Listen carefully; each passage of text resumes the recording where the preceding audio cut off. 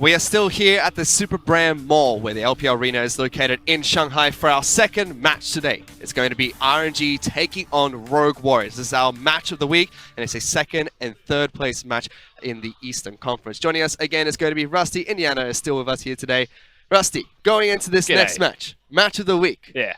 This is a big match for RNG because a win here would secure them their playoff spot. Yes, it absolutely would. RNG want to get that victory. It doesn't mean that it's not a big deal for Rogue Warriors, of course, on the opposite side. And that's the exciting thing. It's one of our few remaining matches that is a battle of the top teams in our league. And it's also the fact that they're both trying to bounce back. Recently, RNG and Rogue Warriors have had very rough losses, have very rough previous series. And so it's who's going to grab form right before playoffs and use this as a swing for momentum. Yeah, because both these two teams haven't had the best form recently, especially in their last 5 games, especially with Rogue Warriors dropping matches like against Sunny. And we've already mentioned that now, although they secured their second place spot, it's important to have that form moving into playoffs. Yeah, it definitely is. Rogue Warriors' recent form can definitely be brought into question. And I was looking at it personally. I was like, okay, they're going to lose to IRG. That's expected. Maybe they cause an upset. Maybe a stir happens and they do get the win. But they lost before that. They actually lost 0-2 to Suning Gaming. I think that was really what threw the spanner in the works for them. I know that, sure, they've acknowledged maybe that they're underperforming, but no one expected that result, and that could have been a real unfortunate circumstance for them. And then it's understanding why. You know, we talk about how Suning are effectively baby Invictus Gaming, that they just don't have the talent ceiling or the experience, but they have a very quick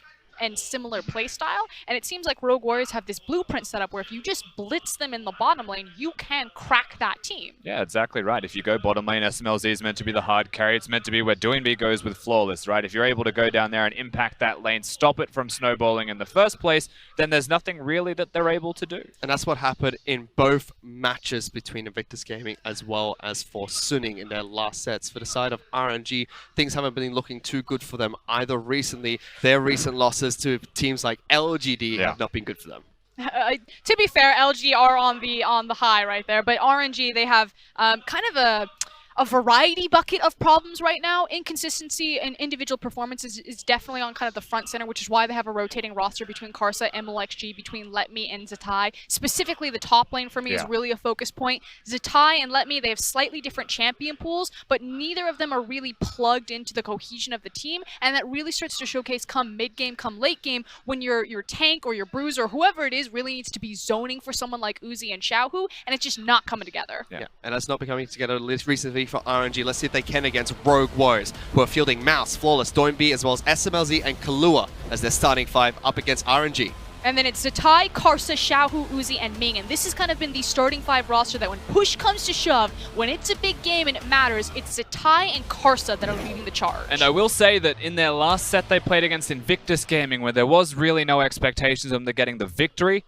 Karsa still looked good. So in those big game moments against those good teams, I think Karsa was actually still playing fantastically. And there were certain members on RNG besides him that still looked decent. You know, Uzi when he wants to carry, when he gets the champion 2 carry, still had a good showing. But it is that top lane to bring it back as well, I think, where the cohesion may be missing. And I don't blame Zatai because he is brand new to the team. Whilst he's a veteran player, I do still have reasons to blame Letme for that, though. Yeah, and it's so weird because I agree with you. If you look at the individual pieces of RNG, like Xiao, who's still playing really well, Karsa's exciting, Zatai has the Swain unlocked to him, he can go towards the Trundle, and then you have Uzi, who's probably having the best split of his career. So why isn't this working? And it's because of the inability to plug and play. Like, Karsa's not really working with the top side, Karsa's definitely not working with the mid lane, but again, in his individual performance, he's still fine. And Uzi has been looking good this split. He has in all the splits he's played in the LPL so far. We criticize Rogue Warriors' bottom lane synergy and how they've been losing the bottom lane against their recent matches. But for the side of Uzi, we have questions towards his champion pool as well, because he has picked up Xayah recently, only played a single game on the champion, but has not been looking good with him. We haven't seen the Xayah Rakan lane come out from RNG either. I've seen it once. And he lost. Ever. Yeah. The first time. Exactly. The first time that it came out, the duo lane, super exciting. You know, it's currently the most played, as you mentioned, of course, in the LPL. But before that, at Worlds, when it was played all the time, you still don't see it from Uzi. It's never existed. And I admire that he's played it once. I like that he tried it. But you don't try it in a set where you could lose, and they did lose with it. That duo needs to exist for Uzi if they want to stay at the top. It means that constantly RNG in their draft phases aren't getting pushing priority in their bot lane. And again, if you're Karsa, who's performing well, but you don't have pushing lanes, what are you supposed to do for your team? Well, the bottom lane is definitely going to be a place that we watch during this matchup between RNG as well as Rogue Warriors. Before we get into the first match and send over to our casters, let's hear from Xiaohu. 我觉得 RW 就是一个比较保 AD 的队伍吧，但是比起保 AD， 我觉得我们在那方面做的也并不比他们差吧。我觉得我们的 AD 是优在，所以不虚他们。Xiaohu talking about the linchpin of their strategy, talking about the bottom lane, but I feel like that's going to be Rogue Warriors' matchup as well, what they're looking for in this game. My name's Pulse, and with Clement for this Hello. one. How you doing, Clement? I'm doing fine, but I'm looking over at a RNG roster, and their cams look incredibly gloom. This is a team that really does play off of the energy they provide in the early game and in the mid game, and it's a little bit concerning to see them a bit deflated across the board.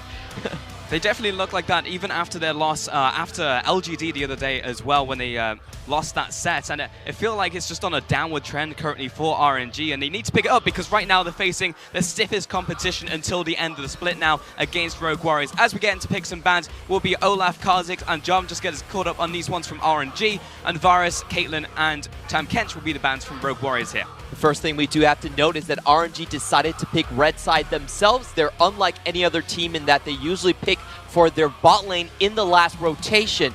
Now, however, we do see that on the red side, teams usually will choose to ban away the Xayah. They have actually let it through. This is the biggest difference between SMLZ and Uzi. SMLZ can play the Xayah in Rakan, and he has done it multiple times. We've got multiple power picks coming through here. The Xayah is the first pick you were just talking about. Swain managed to get through picks and bans. That goes over to Rogue Warriors, and we have a Trundle lock-in as well. This is really exciting because this could be one of our first Trundle jungles. We've seen a lot of it in the LCS so far. It has a great duo synergy with the Swain in the mid lane just because of the Swain passive where you can pull someone back with the Trundle pillar. Meanwhile, on RNG's side, they prioritize the Zac. They take away the Rakan as well, so they also disrupt the Lovers duo, also giving that one to Ming. And then in the mid lane, we'll have Galio for Xiaohu. We're looking at an RNG composition with tons of engage. They can instantly blow up SMLZ. They definitely know that Rogue Warriors is going to try and protect their AD carry, and they're running a composition directly into it. RNG look to take away some of the defensive options in terms of support. Alistair gets taken away here, back towards Rogue Warriors, looking to hit RNG as well. Maybe try and hit some of the laning strength, because that is definitely what RNG will be looking towards in this game. I would expect the Braum to be taken off the table as well. The big two champions for Kahlua this split have been the Tahm Kench and also the Braum. So we should look for that champion being taken away from Kahlua. Rogue Warriors just trying to defang Zatai in the top lane and take away the Gnar pickup right here. Back up to RNG for their final ban. Wouldn't be surprised, as you said, if it's just another support towards Kahlua here, trying to disrupt that bottom lane, and the Morgana gets taken away. Makes sense here. Morgana is a very strong protected pick as well, even though that Kahlua hasn't really shown the pick so far. It is a really good preemptive ban, but that does give Braum over to our pretty much our best mechanical support in the LPL so far, to Kahlua. Going to Rogue Warriors to also take away the Gangplank, again hitting Zatai in the top lane. You see Stake behind the team right now for Rogue Warriors, helping the team out with these picks and bans. RNG back over to them here for their next pickup. They could go for the Ezreal here. They're still missing a marksman for Uzi. He does have a very special pull. A lot of Varus, a lot of Kog'Maw, a lot of Ezreal as well. But going for the Tristana, I like this pick because it requires less protection from the team. If you look at all of the members that are going forward, there's not going to be a lot of people around Uzi. So picking something that can peel for himself is very important. Back towards Rogue Warriors now. Seeing to lock in that support. Braum is still open for them if they want it. We'll be both on this rotation. Look towards the Vladimir. Actually, we'll lock that one in. We'll see if that goes towards Doinby or Mouse in this one. And Rogue Warriors looking towards their support now. Rogue Warriors is still threatening with a flex pick right here. We haven't seen the Swain from Doinby, but all signs do suggest that these can be swapped around. It will be the Braum in the end as well, so you've got that protection coming in from Rogue Warriors, but it's also interesting to see that Rogue Warriors are trying to diversify as well, instead of just constantly picking like the Karmas in the mid lanes, always going for the shield comps onto SMLZ, also putting some power back towards those solo laners. I do think this is going to be the first time we see the Swain in the middle lane. It does have much more of a better synergy with the Trundle. It's one of the few combinations that you can actually gank other mid laners. So let's see if they do swap that way. Yeah, and we had a Camille on the other side for RNG. That will round out their composition. I'll go into the top lane here. Though he still doesn't know what his lane opponent is. With the team to have up until 20 seconds to look towards their swaps, but I believe we're probably done for now. So Doinby most likely going to be picking up the Vladimir here with the Swain in the top lane. All right, so they're still not going to do the swap. Instead, going to send Mouse in Swain to the top lane. Now, this is an interesting matchup because for the Camille, if left alone, naturally Swain will outscale and kind of win that lane. But if you throw in jungle ganks early, you can turn the favor into Camille and make her into a split push threat.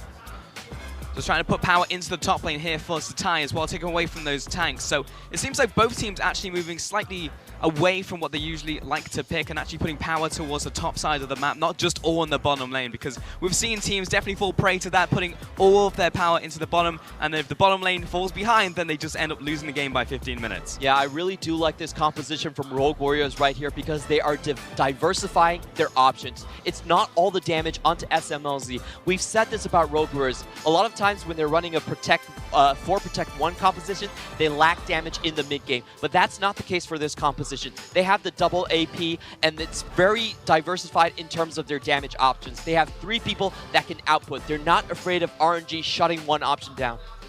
Now, RNG side as well, they look towards the priority Zac here, and we know that RNG, their style is really to hit you hard and hit you fast in the early game. They try and just brute force and overwhelm you with star talent, as typically what RNG have tried to do so far in the split, and it makes sense when you have names like Karsa, Xiaohu, and Uzi all on the same team. So they're going to try it again in this game and see if Zac can really get onto the field here. As we are opening up, you can see the crowd is absolutely packed here for our match of the week, Rogue Warriors versus RNG. We'll see which team can ascend to the throne.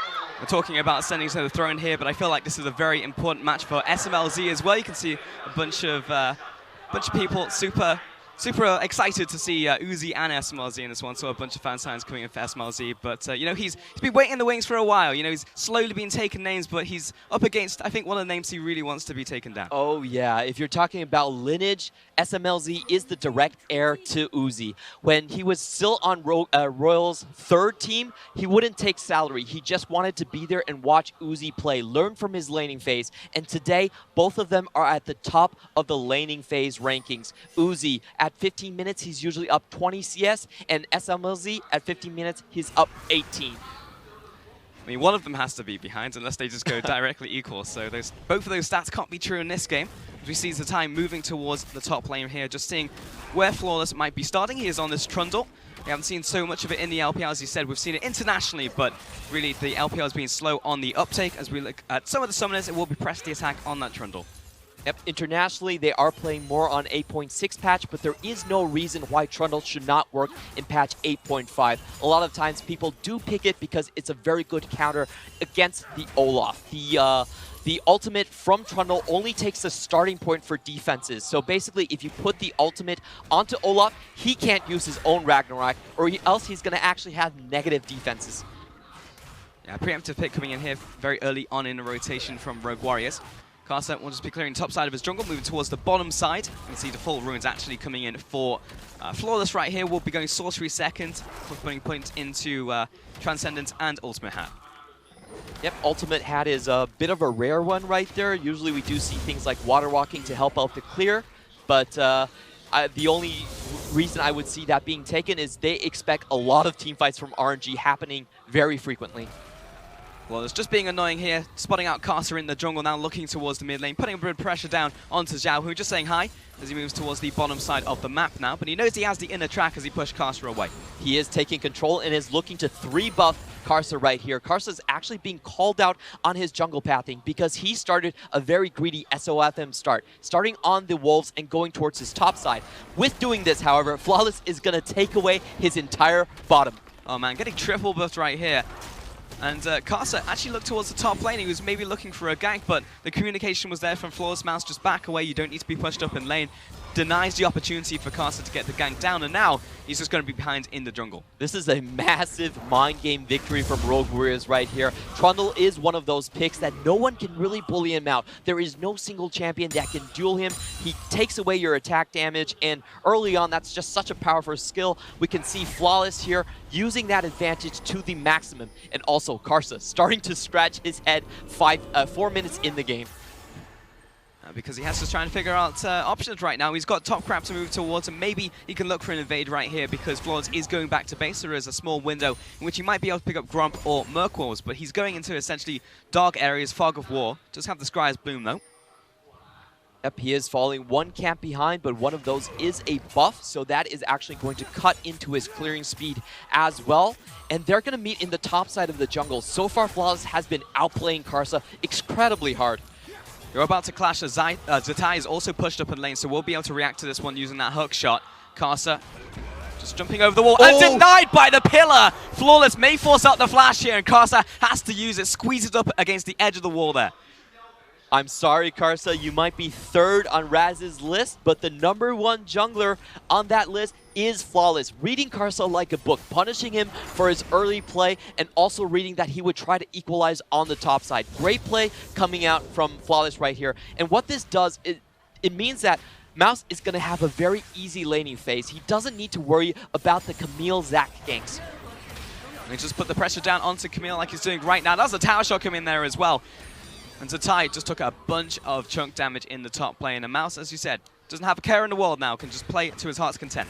There's a lot of pressure being thrown onto RNG right there. We could see in the player cams, Zatai already licking his lips, looking a bit nervous right here. His jungle is not in a good position, and he's not going to have any help. Basically, Rogue Warriors has avoided their biggest weakness in their sort of weak early mid game, and they completely flipped the script with Flawless's play. I mean, this is especially important because they are facing down RNG, a team really renowned for their laning power. The fact that they can just have multiple threats and try and beat you down in the laning phase before getting to those team fights. Because honestly, that's where they start to fall apart against some teams who are specialized in team fighting. Yeah, we've definitely seen this from RNG. Sometimes their ban picks don't give them a lot of strong lanes. And when those lanes fall behind, RNG is not good at recovering or playing around those losing lanes right now. They're being forced into a very precarious situation. They're being pushed up in the bottom lane as well. SMLZ and Kahlua just shoving the waves in constantly in this bottom lane. There's still playmaking potential though. We are looking towards those level 6 marks for pretty much everyone on RNG will have impactful ultimates to bring in there. So we're going to be the waiting game for now. The main advantage we do have to point out for RNG's composition is that they have very, very good engage range. They're pretty much the ones that are going to set which fights are going to be taken on the map. If you look at Zac, you look at Galio, and you look at Rakan, all of the fights on the map should be started by RNG. They should be the initiators. So even if they fall behind early, if they can pick the right fights, they can still have a chance to get back into it. Karsa just roaming his jungle right now, nothing on the top side. A lot of communication go down in the top lane as well. Just telling Karsa where the wards are, where he can and can't gank from. Flawless though will take the opportunity to move towards this Grump and take this one away.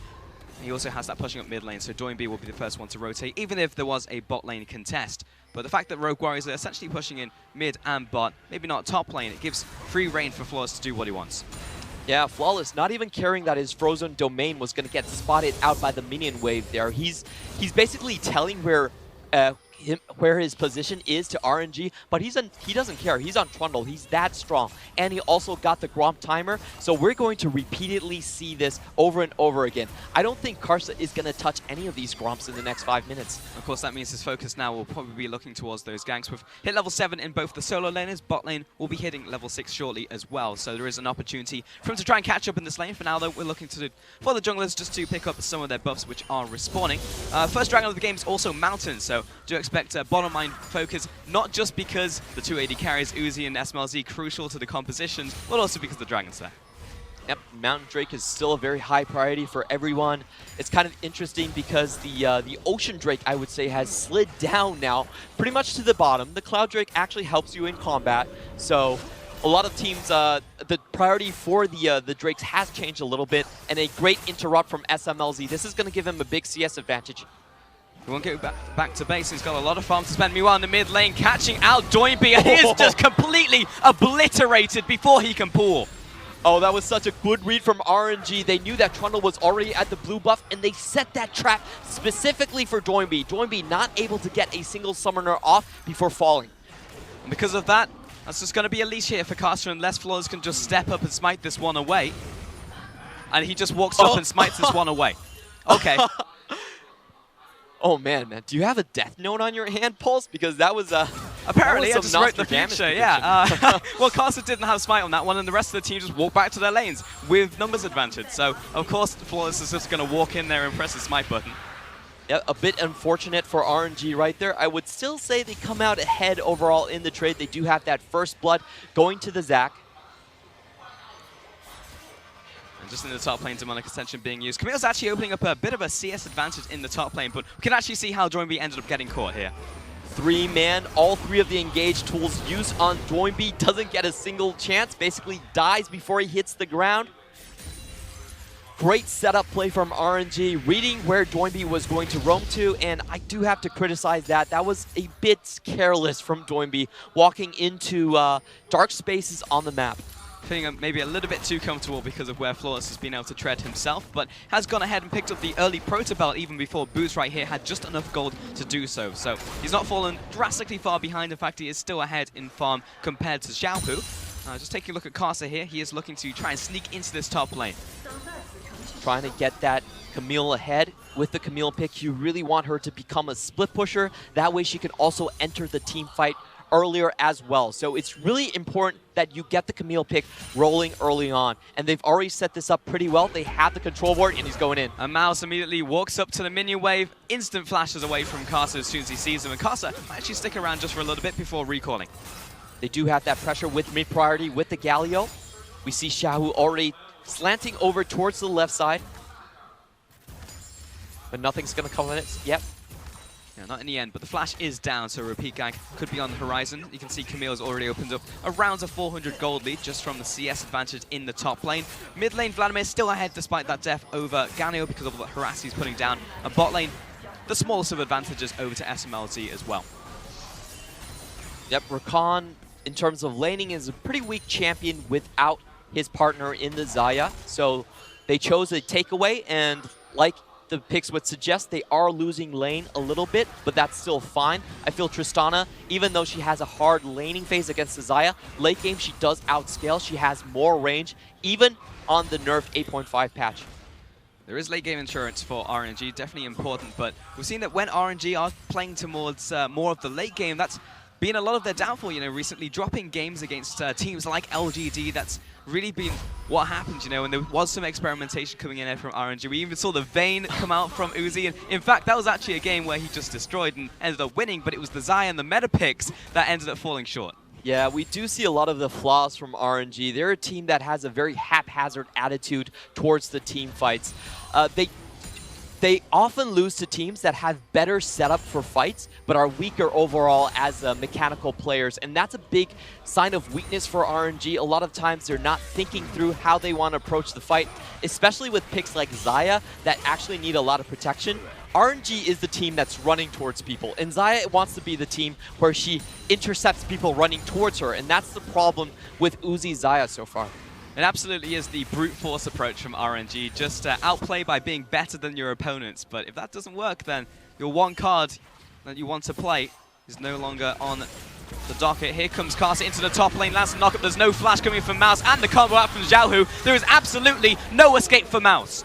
Picking up Mouse here, knows he doesn't have the flash, and transitioning the mid priority perfectly towards the top lane. Camille is always going to be a win condition if you have her on your team, and they're trying to set it up for Zatai. This is also why they probably chose to play Zatai over Letme. I would still rank Zatai's laning ability above that of Letme, and they're trying to cash that advantage in over someone like Mouse. Currently it's working, got that kill advantage in the top lane, and it's going to be a lot of chunk damage coming in from Zatai as well.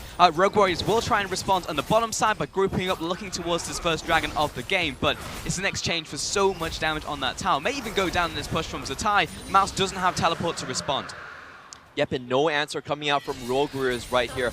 Rogue Warriors are a team that focuses very, very heavily on the bot lane. They don't usually help Mouse out when he is fallen behind. They take it as a given and kind of say, hey Mouse, just take the pressure and try to do as best as you can. We're going to try to win the bot lane. So Rogue Warriors, like traditional fashion, they're giving up everything on the top side and trying to find answers in the bottom. Yeah, Mouse often finds himself the sacrifice in the top lane. But this is actually a pretty hefty advantage now. A 40 CS difference to Zatai, plus first gold turret is going to be at least 1,000 gold as Ming is walking into this bush. He's going to spot Flawless right here, gets knocked back, but of course just dashes to his AD carry. Yep, Ming with the E still has 550 range on that. He's not with the Xayah, so isn't going to get the 11,000 range, but it's still enough to let him avoid these ganks here. RNG starting to trade up now as well as the Rift Herald was also picked up by Casa while Rogue Warriors were looking to the bottom side. And this is what RNG do well. You know, if they hit hard and hit fast in the early game, even though there are a couple missteps and opportunities to be exploited, they can snowball this power into a very early win.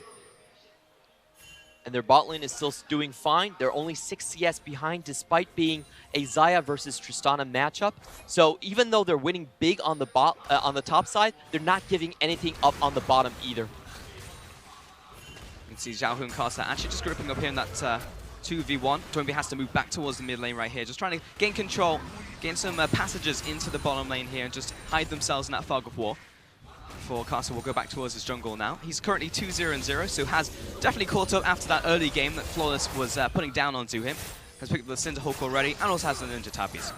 And the map is really being opened up for RNG. With their engage ranges, this is incredibly dangerous. What they can do is they can move Zatai towards the mid lane and then send Galio towards the bot lane. They can counteract any pressure being set up by Flawless right there and basically stifle the entire map up. The game plan has really changed for RNG. They can now go into a more late game 4-1 composition, which is the way Suning defeated Rogue Warriors. That's true. Suning Gaming, of course, very good in the early game as well. Really strong around that 15-minute mark. And Rogue Warriors will be looking towards those team fights. That is pretty much what they have been renowned for. It's pretty much a hodgepodge roster that's been thrown together. The split was worked remarkably well. Currently second in the Western, or rather the Eastern Conference. And to be honest, East looks way stronger than the West right now. And you could definitively say before this match that they were the second strongest team here. But RNG, they want to climb back up. They want to get back up there.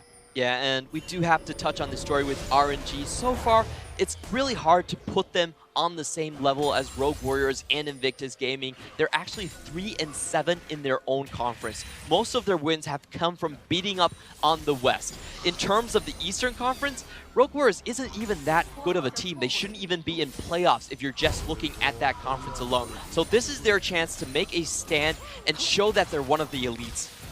Yeah, of course, you meant RNG right there, not Rogue Warriors. Yeah, RNG, yep. sorry. RNG. Yeah, definitely found some struggles in this split. Okay. And this is the spring split as well, so we had Chinese New Year, and we give a lot of leeway to RNG, saying, well, we saw this last year. Generally, when they come back after New Year, they'll look revamped, and that was true for a good couple of weeks. But once we got into cross-conference, oh, rather, back out of cross-conference, yeah, we start to see the struggles there then from RNG, moving towards the end of the split. But Rogue Warriors, for now, still very strong, only really behind IG, who have dominated everyone in the league, so definitely playing second fiddle to them, but strong performance. We're seeing a collapse from RNG here, already getting the Herald down, and Galio is setting up for a pick as well. Ty finding Mouse in the jungle, going to take him down to around half, get a bit of healing back there, Mouse. Meanwhile, in the mid lane, there's the Herald being set up, but not a full committal really here from RNG. That's going to get that charge off from the Heralds and knock the tower low, but it won't be going down. RNG still grouped up, are looking towards the bottom lane now, just turning into those two-man groups now, and Zatai is still pushing up the top lane. Oh, and they're setting up another trap for Doinby. Doinby caught here, but he will have time to go into that Sanguine Pool. Here comes Flawless, gets the knock-up right there onto Xiaohu. The Hema play is going to be big. The kidnap onto Flawless as well, plus the teleport, trying to close it around him, but it's interrupted in the top lane. In fact, both teleports get stopped out there. Yep, nobody wants to fully commit to the fight. The teleport position for RNG right there wasn't very good. Braum would have been able to cut him off, so Zatai actually cancels the teleport before Mouse does. They were both cancels though, so they will have their teleports back up at around the same time as each other. Xiaohu just used his teleport going back to mid lane, so that will be on cooldown. And we've got the duo from Doinby and Flawless moving up river. They're just split off though, as Flawless is now looking towards the bottom lane. For the first time, I feel like RNG have been pushing up, and this is the first time that Flawless has an opportunity to get blast forward, misses the Winter's Bite. That's going to diffuse the situation. Oh, that was an execution fail from Kahlua. What he wanted to do was flash during the cast time of the Q, and you can actually extend the Winter Bite range. He actually failed on that execution, and Uzi gets away scotch-free. Yeah, mechanical misstep, unfortunately, from Kahlua. Pretty rare, honestly, in the bottom lane. generally have been on top of their game. Doinby in the mid lane, gone into Sanguine Pool, has some time to proto belt as well to safety behind his tower. But Xiaohu and Zatai looking to put the damage down here, and Mouse very slow to respond. So it should be the mid lane tower dropping to RNG. And RNG are showing another big weakness of Rogue Warriors right here. They traditionally don't have an answer to any split push compositions. And props to Zatai. Zatai's probably the only top laner besides Jinnu to really exploit Mouse to this level. We haven't seen Mouse really fall down to any top laner, not even to the Shy. But Zatai has managed to do it with the help of Karsa. Yeah, Mouse is almost like the ultimate bullet sponge. You know, you put him in the top lane and he'll pretty much tank any top lane you throw at him, even though the top lane pool in the LPL right now is exceptionally strong. When you have names like the Shy running around, who's just styling on people. But yeah, for sure, this is one of the first times we're actually seeing that be opened up in the top lane. And that's also in part thanks to Karsa, who was able to get those ganks down. Yeah, if you've only been watching international events, the Mouse is typically not that bad in lane like he did against the Brazilian teams. He's actually shown a lot of champion pool, a lot of resilience in the top lane this split. This is probably the second time I remember him being beaten down so heavily this split. Yeah, for sure. Mouse domestically, very different beast. Karsa looking towards this dragon right here with Ming and Uzi in tow. Doesn't seem like anyone from Rogue Warriors in a position really to rotate towards this one, so this should be a free pickup for Real Never Give Up. Looking towards SMLZ, moving back towards middle lane. And it seems like Kahlua getting that shallow vision down, just trying to defend their jungle right now from the invade out from Xiaohu. I think Rogue Warriors are running out of options right now. They just need to sit tight and scale towards the late game. They are running 3 very big damage dealers. Xiaohu caught out, but maybe it's the other way around as Karsa comes in for air support, and Ming also following up. There's the ultimate out from Xiaohu, opens up some space, and that actually corners Flawless off to the side of the fight. Uzi, he's cornered his prey. He will be able to take him out. Look for the reset, jump over the wall, look for his second kill onto Kahlua, which he finds. Another kill over to Karsa, and RNG will walk away. And that was a 4v5 situation. If you look at Zatai right now, he's pushing unhindered in the top lane. RNG able to come up big, even though Xiaohu was the one that was caught first. They're able to turn a 4v5 in their favor and still profit in the top lane. Winning across the board here, Clement. 5,000 gold lead to RNG, and Zatai stepping up to Mouse. He is so far ahead right here. Plus he has the Executioner's calling, so in a 1v1, you'd expect the solid win, but Demonic Ascension being used, and Zatai will back away here momentarily. Bot lane also gonna fall, so that's 4 towers now to RNG. Yep, they've already opened up a 6k gold lead, excuse me, and things are not looking good for Rogue Warriors. In the top lane, Mouse is having to go up against Zatai that already has Executioner's calling. That means that he has to wait for a very long time to actually detonate his ultimate, so his damage trades in the solo lane are going to be significantly hampered. And this is the strengths we were talking from RNG. You know, as much as we talk about their weaknesses and how they're being exploited recently, if RNG win through laning phase, they will continue to snowball. They'll manage to outplay in those skirmishes. They'll be in the right place at the right time and continue to bully you down, not really give you a chance to get into those team fights, which is what Rogue Warriors will really want to try and do in this game. But their carries just need more time to scale up, and RNG are not giving it to them. Yeah, the key word for RNG's composition right here is initiative. They have so much engage power. They're always going to be the one that decides the fights. They can get to fights faster as well. And the second big point is that they picked a lane that can finally beat someone up. A lot of times RNG have this drafting problem where even when on the red side, they pick a lot of losing lanes and they have a very sluggish early game. They can't find action, can't find momentum, but this game they had a very clear focus in going top lane and punishing Mouse out. So they are looking like the RNG of old. The RNG that can have those eccentric moments, can fight whenever on the map. Looking towards the gold differences, that's a massive differential in the top lane. 2,500 gold advantage to Zatai over Mouse right here. That's culminated in an Executioner's calling. He's also got bits and bobs of different items, but he's also picked up the Trinity Force. So in terms of raw combat stats, he was so incredibly strong. It turns into that split pusher that RNG really wanted. Here comes the dive because Xiaohu comes in. The combo that is inescapable for Mouse. And he gets blown up by the winds of war. Can I call that play the Mouse trap? Okay, the Chinese audience wasn't laughing at me. I heard Frost laugh. You got at least one laugh in the English broadcast. Karsa setting up in the mid lane, moving towards SMLZ, finds the knocker, wants to chain this towards the team, but the great disengage coming in from SMLZ. Here comes the kidnap, drags in the support here, and down goes Kahlua. Doinby trying to turn this one around. Good pillar coming out from Flawless, but he was going toe-to-toe with Uzi, and RNG looking for the disengage. And look at Zatai again, still finding room to chip down on these towers. RNG are moving so fast that Rogue Warriors cannot react. They don't have the time to coordinate the defenses, and RNG are getting away with it. Another tower in the bottom lane. Zatai is completely unstoppable in this bottom lane, getting all the support from his team that he needs to crack that bottom lane, to crack the side lanes, and be that constant pressure. RNG looking to probably back off to base now. Got a lot of gold in tow. They see triple items now picked up by Uzi. And pretty much this is the second test for RNG in this series. We have seen them have very good early games, but they've had very sluggish mid games. And against Rogue Warriors composition, they will want to close out early. This comp has triple damage threats, and they're also running Trundle.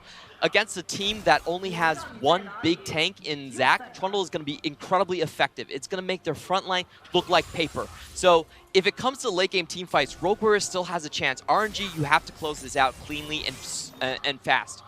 Yeah, surgically really from RNG, and we know they're very much a brute force team. I don't think elegance is necessarily a word that we would associate with RNG, but brute force, absolutely, and they do that one punch very strong.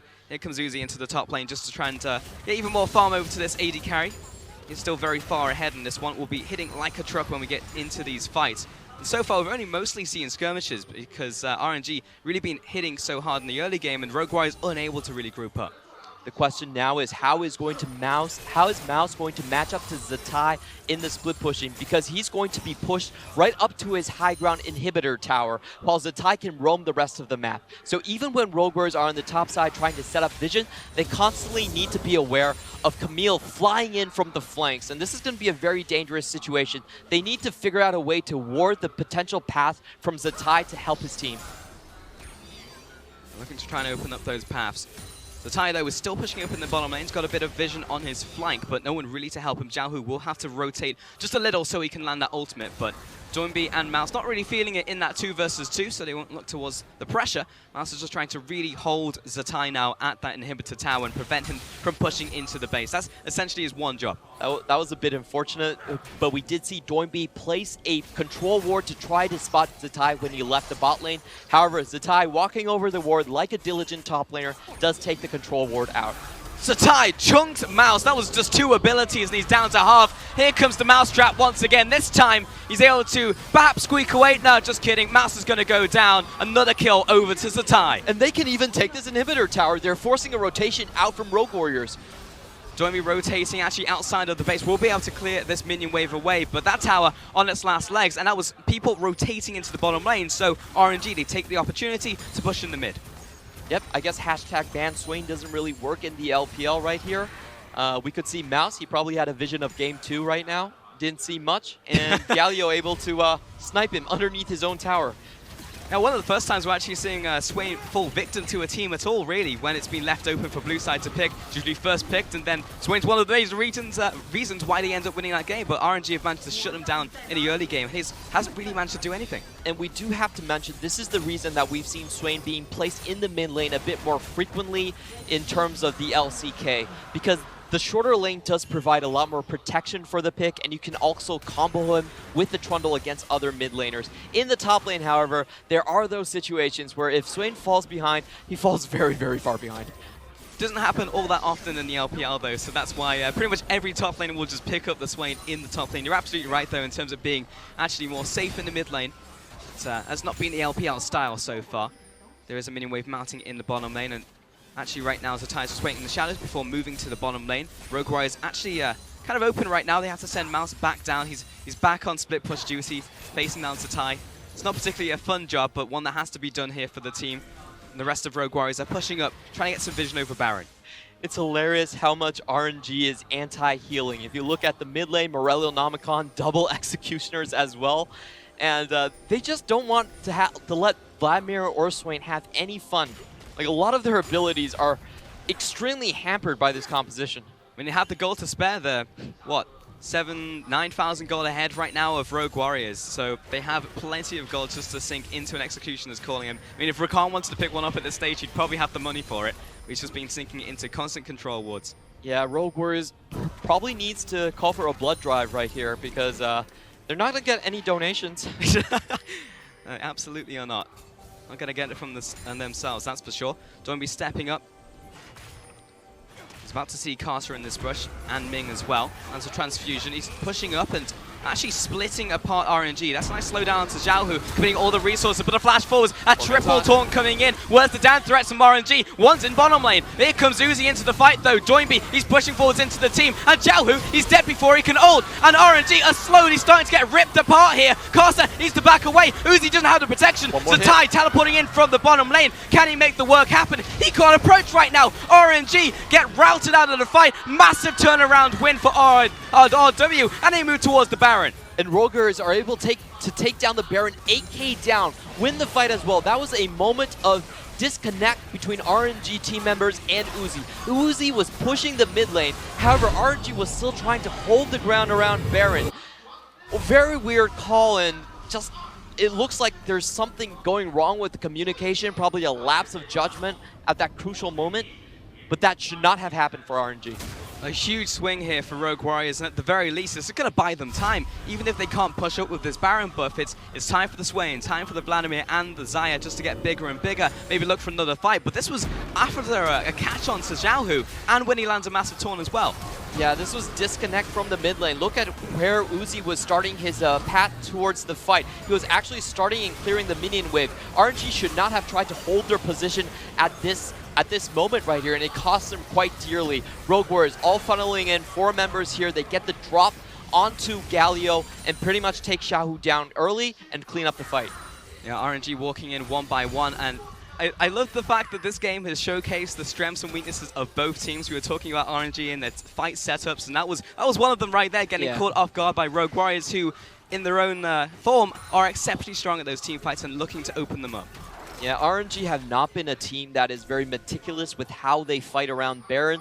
They tend to just walk into the opponent or try to do catches.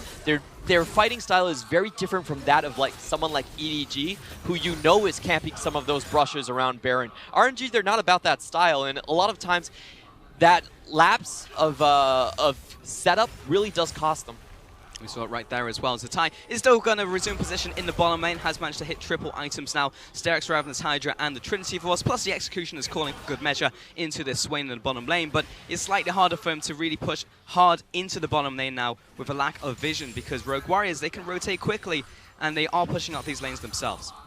Yep, the Baron buff is also going to cut out Zatai's 4-1 split push. He can't really split push against the empowered minions, and you can also see the roaming potential that Rogue Warrior has after pushing the mid lane. Zatai basically had to sit in a brush for 20 to 30 seconds just to make sure that Rogue Warrior's members have already shown up elsewhere on the map. And this is RNG still with an 8,000 gold lead, but Rogue Warriors rather, first time they're able to really push out of their base and push up into the mid lane. Here comes Zatai once again. He's looking towards the tower, but Mouse wants to clear this one away. Well, that was a lot of damage with the tactical precision there. Precision protocol, rather. Mouse is chasing down Zatai, and he's got the team in tow. Here comes Kalua. Can he land that Winter's Bite? Doesn't have the flash. That's going to be a no on that one, and Zatai will get away. I'm actually quite impressed by that estimation for Zatai. He actually went in and only landed 1 auto attack, knew that he had to step away, and was still able to get out. So even though that looked quite risky, it was pretty well done on Zatai's part. Because if he does that one more time, the tower's simply dead. Yeah, 1 more auto attack, and like the restraint to hold that in, to not go like, I just want this tower. It's quite impressive. Sure, we have a lot of split pushers in the LPL, all with their own unique personalities, whether they just push up and never stop pushing. Oh yeah, Gimku would have died. Yeah, he definitely would have just carried on going. But Zatai, yeah, showing some restraint here. That's going to be really good for RNG if they can open up this bottom lane. Going to be a very important inhibitor as well if this game continues to revolve around that Baron. RNG still with those 2 dragons, however, and the next one will be spawning soon. It is another Ocean Dragon in this one, and the next one will be an Elder Dragon.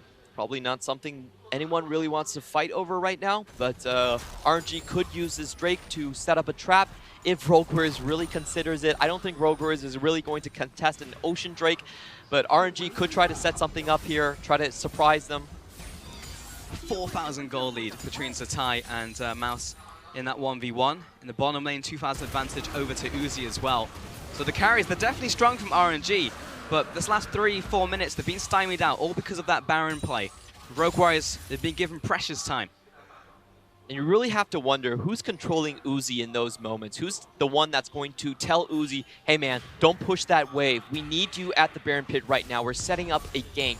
So it just does look like RNG, they never really fine-tuned their shot calling. And that's always something that I want to see them improve because they are one of our premier teams in the LPL.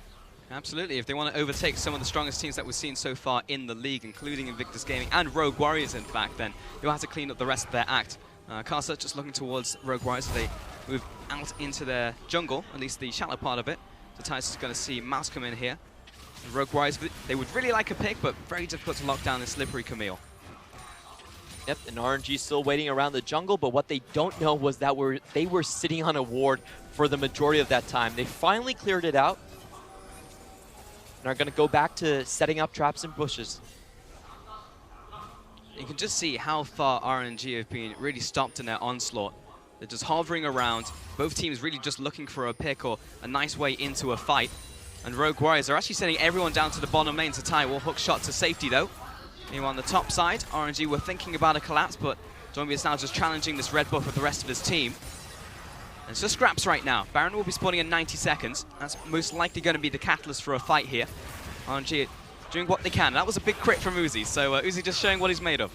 Oh yeah, he's definitely almost full build. I expect the Quicksilver Satch later on. And if you look at both team compositions, they have a lot of initiation and not a lot of tanks. So whoever gets the first move should be able to clean up the fight.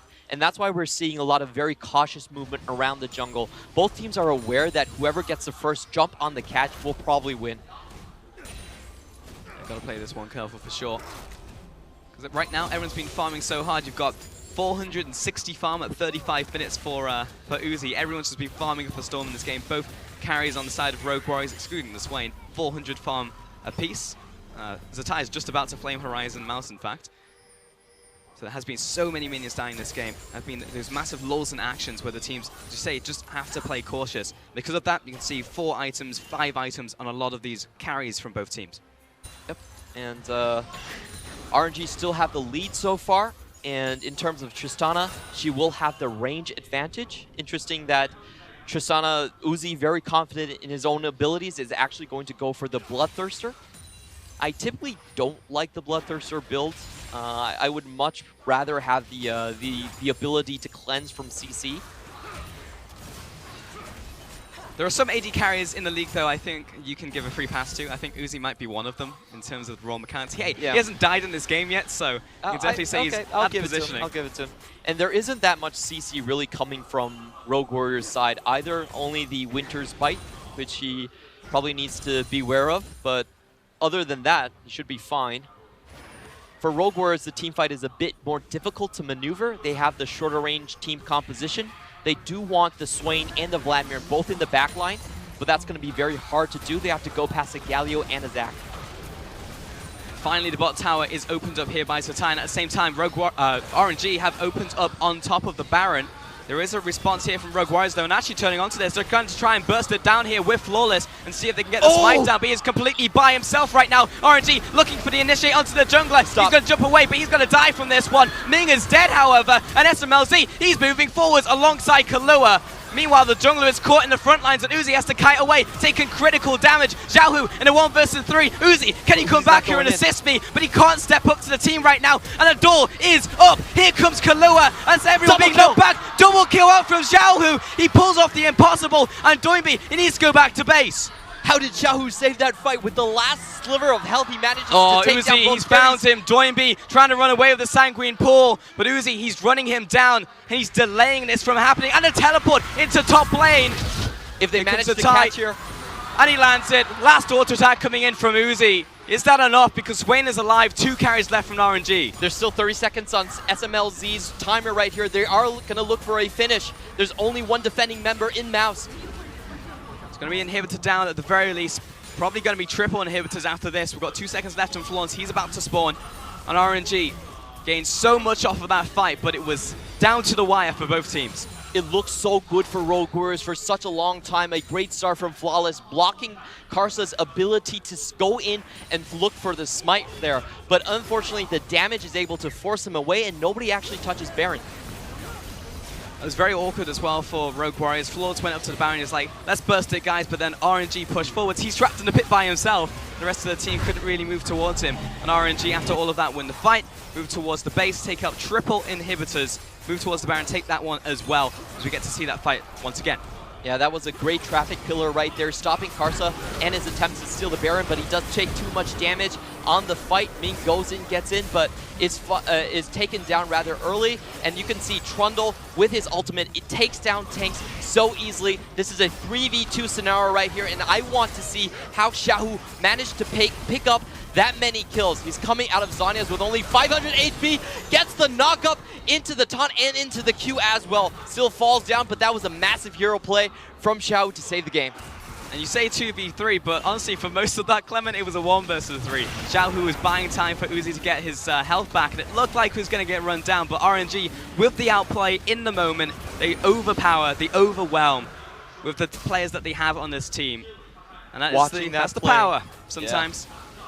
Watching that play gave me so many chills. Just the execution, the timing, and the comboing of his last abilities to take SMLZ out of the air and secure the game for RNG. Like, of course, they haven't won yet, but at least secure the Baron for RNG.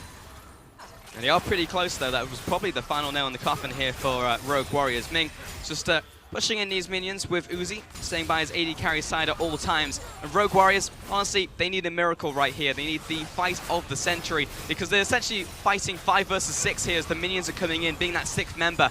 Uzi's able to step up, look for these rapid-fire cannon crits and the poke and harass down onto Rogue Warriors before this fight initiates. RNG do have the range advantage. Rogue Warriors need to come out and take the fight themselves. And here's the engage out from Xiaohu. He comes down and Uzi is starting to reset. Flawless is into the backline. He goes down and Uzi is pushing forwards. He sees Kalura in his sights and Xiaohu, he's here to bodyguard for his AD carry. SMLZ is pushed to the base and RNG, they've won this. They're going to dive for the fountain right here. They want more kills and rub their face into the dirt. They overpower, they overwhelm and take game 1. Congratulations to RNG right there, and they're forcing Rogue Warriors to look at a 3-game losing streak. This is definitely going to be our man of the match, Zatai in the top lane, etching out a 40 CS advantage before 15 minutes and really snowballing the entire game for them.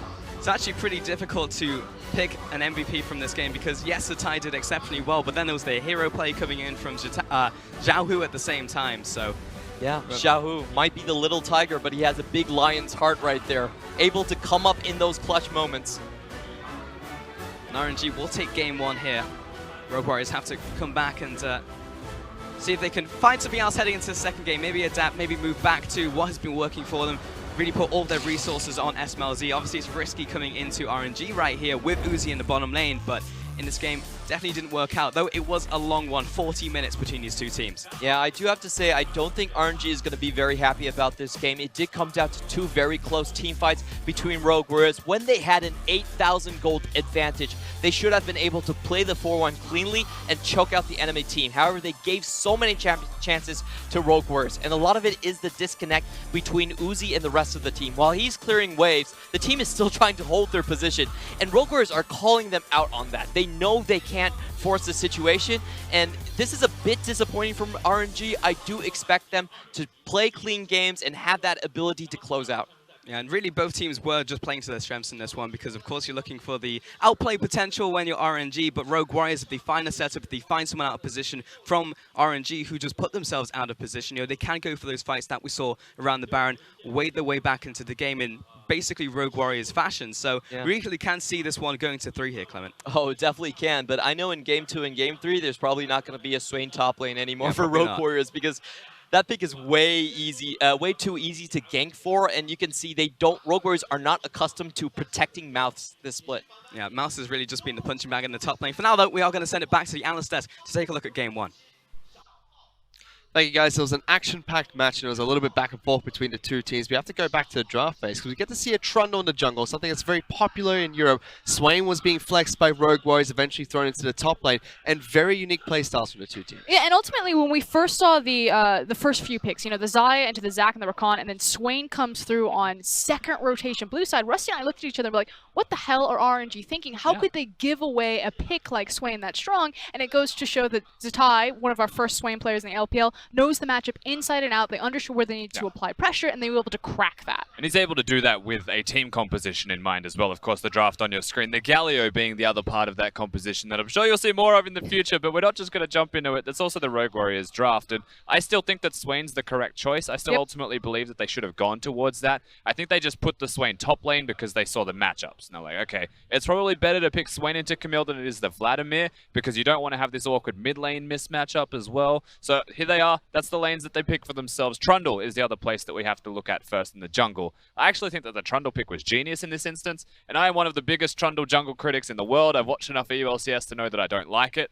But I liked it here because it's good into the Zac. It can cancel the jumps, and it can cancel a lot of things, and it can work with the Swain in tandem with the crowd control and the pullback. I've also been told that it works well with Aftershock as well, taking away the extra resistances that those tanks get in the jungle, which RNG are running 2 of. Now, on top of that, before we went into game number 1, we talked about the Lovers duo in the bottom lane for RNG, which it was missing. This game, they took that pick away from the Xayah Rakan lane and made sure that when the first pick Xayah was picked up by Rogue Warriors, they took Rakan straight away. Which is what initially when I was looking at Rogue Warriors draft, the fact that they banned Varus, Caitlyn, and then Tahm Kench priority pick the Xayah, I'm like, this is actually a genius strategy because it forces the Rakan, which means that they can't just grab 2 power picks here. They have to deny power from Rogue Warriors. And we know that while Ming can probably play Rakan, he just showcased it in that game, he doesn't have a lot of experience on it because Uzi doesn't play Xayah. But having a Tristana Rakan lane, so much safety. How are you ever going to crack that? And what's beautiful then is then it freed up Karsa on the jungle where he never had to visit bot lane because Tristana's just going to hop away. Rakan can tag onto her.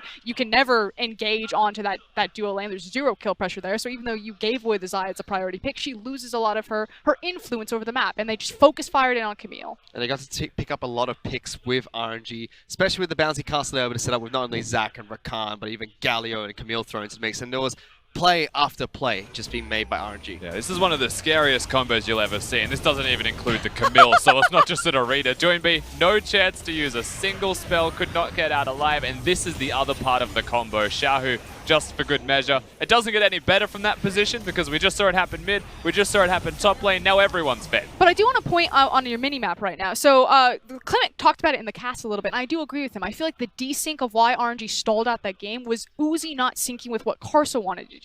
I agree that it shouldn't have been a 1-4, it should have been a 2-3, which a lot of teams can't run. But they needed to continue to apply pressure to the Swain with the Zhonya's Hourglass by utilizing the Galio Camille dive, because Camille cannot 1v1 there, and you can just 2-man a Baron with Zac and Tristana. But instead, Uzi was constantly clearing waves, he was never on the correct rotation. It opened up these doorways for Rogue Warriors to start making picks. Yeah, and that's the thing that you have to hit the most. 2-3 is only successful in this instance because it is a Zonies and the Camille is super fed as well. You can 1v1. We'll still have control in the 1v1, but can't kill. Struggled to take the turret, took 5 extra minutes than perhaps it should have, and that's because during that time, instead of going for the 2-3, they tried to fight around the Baron and went for a 4-1. And it got to a point where Mouse could actually control that. And those fights, the first one went in Rogue Warriors' favor. We thought the second one would too. But let's first take a look at that first Baron fight where Rogue Warriors were able to pick up the win. And this is a Zeke's Herald just absolutely obliterating Galio here. Yeah, Trundle, of course, having the Zeke's Herald. SMLZ is about to do the crit, and you could not believe that. You're so used to seeing Galio as a tank champion. That's a full AP Galio. But it was also Zeke's having the Fire and Ice connector W ready for an SMLZ there on the... and a crit rather for the Xayah as well. So that's maximum amount of possible damage. Destroyed them in that fight. And again, shout out to the EULCS. Thanks for bringing that one over to the LPL. Cost efficiency on that item, and you can see right there what it can really do. And that was the first Baron fight, which Rogue Warriors won. They were trying to get back into the match. They went for a second Baron fight, which once again looked so good for Rogue Warriors. But RNG just showing their star power, especially with Xiaohu and Uzi able to clean up the fight and bring home the victory. But the thing is that RNG really shouldn't have been put in this position in the first place. This is them getting caught out. But we said at the very beginning of the day, Fish, that because of RNG's star-studded roster, Xiaohu, Uzi, these type of players, they will just give you miracles. And this is Xiaohu and Uzi giving that exactly. Now, yes, SMLZ does mess up. Rusty, you pointed out. He steps forward, the Zonias comes out, he's immediately taunted. He wanted to get the kill on Uzi and is immediately punished for it. Now, the thing is, he was so close to actually getting an outplay. He wanted to flash over the Galio to kill Uzi, but because Galio dash jumps backwards before he dashes forwards, still hits the knock-up instantly and actually dies from it. That was a small detail away from potentially winning 2 consecutive fights at the Baron and maybe actually winning the game. That's how close they were from 8,000 gold behind. But ultimately, I don't even even think that RNG should ever take those 5v5s in the first place. We always say this about RNG. They're the only team in the LPL that can actually play side lanes. 1-3-1. In this case, it was kind of a 3-2 kind of scenario that they were playing. But against Rogue Warriors, who only play 5v5, who only protect their ADC. Yes, RNG can do that with Uzi, but I think RNG are the perfect team to dismantle Rogue Warriors because they'll never let them group, or they should never let them group. And it feels like RNG are going to keep playing that playstyle where they split apart the map, make sure that Rogue Warriors can't group up for those fights. So what do Rogue Warriors need to change moving into the next match to make sure they can get those big 5v5 fights against RNG? They're top laner, and unfortunately, they don't really have an answer for it. I think Shin might be a deep pick that Mouse looks for to try to get him out of these holes, but right now, if he gets a power pick like Swain and he just gets absolutely dumpstered up there, something has got to give. And I don't think you need to ban all of the AD carries if you're going to first pick the Xayah for yourself. You don't know that Uzi's going to be playing that one in particular. So yeah, you may actually put more priority in the draft phase towards your top laner and getting a better matchup instead of trying too hard to flex both roles. Well, SMLZ is known as the carry for Rogue Warriors, but all eyes will be on Mouse to see how he can impact the rest of the matches against RNG.